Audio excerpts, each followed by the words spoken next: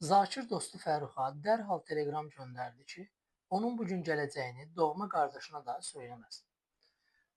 Cümləsi haqqında deyilənlərdən biri yanlışdır. Əvvəlcə cümləmizi təhlil edək. Deməli, göndərdi Zakir, nə göndərdi telegram olacaq tamamlıq. Nə tərzdə dərhal zəfli, kimə Fəruxa tamamlıq, hansı Fəruxa dostu Fəruxa təyin. Digər cümləyə baxaq. Söyləməsin kim, o, mübtəda yoxdur.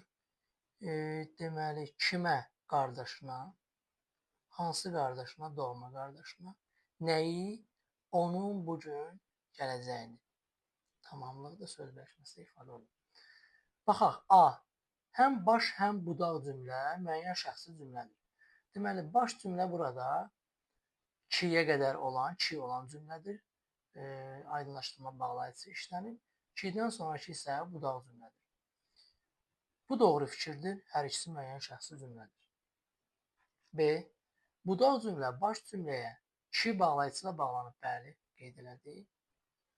C bəndinə baxaq. Baş budaq sxeminə uyğundur. Bu da doğrudur. D. Baş cümlədə ikinci dərəcəli cümlə üzvlərinin hamısı işlənib. Baxaq. Göndərdi, xəbər, ikinci dərəcəli üzvlər.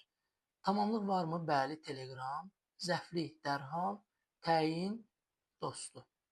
Doğrudur. Düzgün fikirdir. E bəndi.